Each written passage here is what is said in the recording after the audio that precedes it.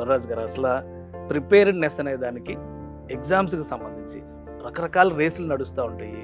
ఎందుకంటే మార్కులు తెచ్చుకోవాలి, పర్సంటేజ్. ఇప్పుడు ఈ ఇయర్ రిజల్ట్లో 600కి 600 మార్కులు తెచ్చుకున్నటువంటి ఒక విద్యార్థిని చూసాం. ఒక గొప్ప మైలురాయి అనే చెప్పాలండి.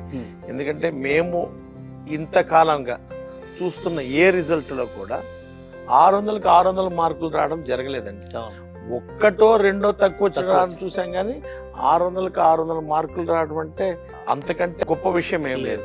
సో ముందుగా 600కి 600 మార్కులు వచ్చినటువంటి కాకినాడ పాప, ఆ పాప కాకినాడ నుంచి వచ్చింది. సో ఆ పాపకి హృదయపూర్వక అభినందనలు, కంగ్రాచులేషన్స్ అమ్మ.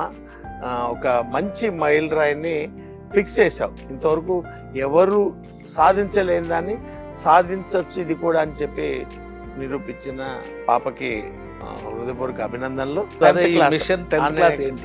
కార్యక్రమం ఎందుకు అంటే ప్రతి మనిషికి జీవితంలో 10వ తరగతి అనేది అతని జీవితంలో, ఆమె కానీ జీవితంలో మొట్టమొదట ఫేస్ చేసే పబ్లిక్ ఎగ్జామ్. అంటే ఎల్కేజీ నుంచి 10th క్లాస్ వరకు దాదాపు 13 ఏళ్ళు చదువుతారు, కానీ ఎక్కడా కూడా పాస్ అయిపోతూ ఉంటారు. 1 అయితే 2, 2 అయితే 3, 3, 4 పాస్ అయిపోతూ ఉంటారు. ఎవరు ఆగడం అనేది జరగదు. కానీ 10th క్లాస్ అనేది ఒక బ్యారియర్, పెద్ద గేట్ లాంటిది. సో ఇది అనేది ప్రతి మనిషి జీవితంలో ఒక సీరియస్ గేమ్. ఈ గేమ్ని లో గనక మనం సక్సెస్ అవ్వగలిగితే, ఈ సక్సెస్ అనేది అతని జీవితకాలం అతన్ని సక్సెస్ వైపు నడిపిస్తుంది. ఇక్కడెక్కడన్నా అతను కనుక ఫెయిల్యూర్ అయితే డెఫినెట్గా ఆ ఫెయిల్యూర్ అనేది అతను జీవితంలో వెంటాడుతూ ఉంటుంది.